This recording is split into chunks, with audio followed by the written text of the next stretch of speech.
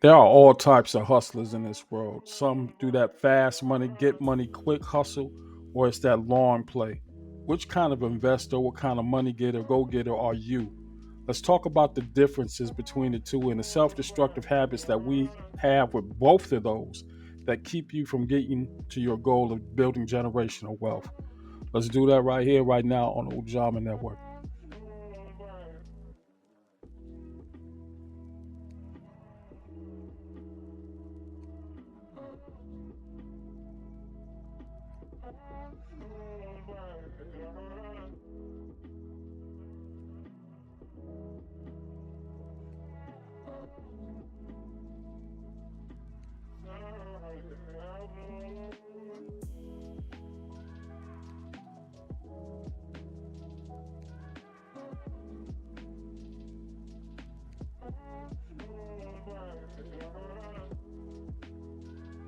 I didn't know how to really approach this topic without getting into some of my own habits, and that's what I'm going to lean on. You see a lot of talking heads like me on the internet, and we always have these professional type or want to be professional type theses on how to approach getting your money. When it starts sounding like a sermon, somebody's trying to be a motivational speaker about things that should already be putting into practice, such as coming up with a plan versus listening to somebody and paying that somebody for that information. You should already have done your homework. Whether or not you are going to buy into what somebody is selling you, and that's what the name of the game is. Somebody's trying to sell you onto something, and you got to be very leery of that. My standpoint when it comes to anything financial, if it's not a donation to the channel or a conversation, hey, don't give me no money.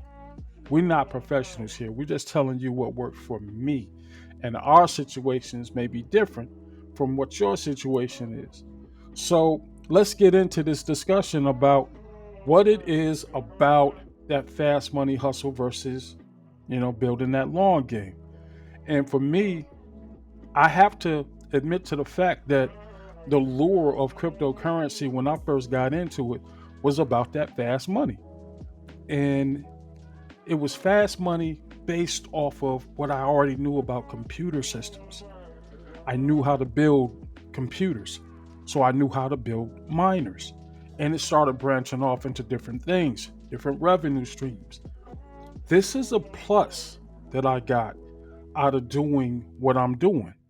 And when I started taking it online, 4 years ago, it may have took me, oh my goodness, about 6 months to get my first 100 subscribers. But something happened. A switch got flipped. Now here I am a few years later. I got 20,000 subscribers. This became its own thing in the pursuit of that fast money initially, but it's becoming some long-term revenue streams. And that's the difference between chasing after fast money and building something over time. I took knowledge that I already had with the computers and built a cryptocurrency rig based off of that. Things that I already know. Was the cryptocurrency giving me the promise of fast money? You bet it was. Did it make some money for me? Absolutely. But things happen, and you got to change with those ebbs and flows. And that's just one example of it. We're going to get into some other examples of what you're going to be looking at when it comes to building generational wealth versus fast money. Broader discussion. like like I'm going to teach you a way where where you could buy $100 worth of crypto and literally turn that into $1,000 worth of crypto, or $10,000 worth of crypto, or potentially $100,000 worth of crypto, or maybe like me, over like I have, and I probably shouldn't tell you this, but I'm gonna tell you because I want to be transparent. I have right now, and Michael, I'm gonna take a screenshot of this so that you can put it in the video. So I'm gonna text it to you right now. Well, I'll text it to you when I'm done. So I have in one crypto wallet, I've got 7.95 999,6304 Bitcoin. How much is that? $727,698 worth of Bitcoin in one account that I did not buy, I did not mine, and I did not trade. Red flag on the play. You're going to look at stuff like this all the time, and people will make a claim. They don't have to prove the claim, but I'm going to just wow you with these numbers. I'm going to come across, my body language is going to say one thing. I'm trying to do you a favor. I'm helping you out. And I'm going to show you how to make thousands of dollars off of basically nothing, $100. Why would somebody do that? Number one, is that the cynic in me, or is that a red flag? I'm going to bait the hook with something enticing. $100 to make $100,000 potentially? Potentially. How does that happen? Well, follow me here on my channel and I'll show you how to do it. That's what this kind of thing is. And I'm going to stop short of calling it a scam because there are good talkers. People make a profession out of talking you out of money. They're not going to come up and just straight up ask you for $100 or join me on this class, pay me. That's how he's making his money. Now, from my experience as a miner, even if you hit a block reward on any cryptocurrency, or if you um, was able to get in on one of these pump and dumps, because that's exactly the only kind of way I've seen people make that kind of money. He's not giving you a time frame. He's just telling you, hey, $100 potentially can make you 1,000, 10,000, 100,000. Sky's the limit, right? Wrong. If it sounds too good to be true, it probably is. You got to keep that in the back of your head whenever somebody's making these kind of claims. You don't have to call them a liar. You don't have to call it cap, but you have to do your research. And there's nothing that I've researched on in my 25 years of IT support and, well, crypto since it began. Nothing outside of scamming can get you that kind of return.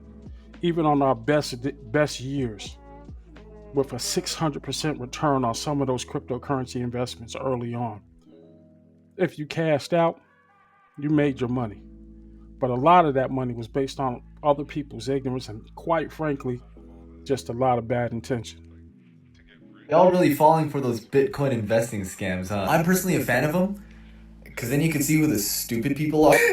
Especially when y'all be looking like, I invested $500 and I got $10,000 back in Bitcoin mining thanks to a link. Don't let your financial pain become my content because channels like the one we just saw and mine are going to air that out. And it's not to make fun of you, it's just to bring awareness to the fact that people are still falling for these kind of scams. You don't have to be stupid to fall for these scams. There are people who are falling for crypto scams one after another because they were scared into doing it. Getting an email, for instance, and being told to call a number. You call that number because you got this frightening email and you just sent off $100,000. This happened to a woman in Roswell, and it was on the local news back in September. It's sad. It's sad because you have unscrupulous people out there that will do that kind of thing. But then again, you got people who are like what this man was talking about, just flat out foolish. You thought you could get a lick, hit a quick lick off of a couple of dollars, and you verbatim listen to whatever that came across your telephone, your screen. And that's kind of the downside of social media because people are starting to take what they're seeing on that phone as the gospel. And it's just not the case. There are people just waiting for your desperate behind to jump on something and then lose your money. And all they got to do is say some nice words or some very harsh words and get you motivated to get it happening. You got to be able to look at these red flags. There's going to be so much more that we have to talk about on this channel. We talk about ways to how to protect yourself from this kind of thing. Listen to the language is number one. Secondly, there are some seriously high-ranking financial demons out here that are built on a premise who exist on seeing you crash out over the money they just stole from you.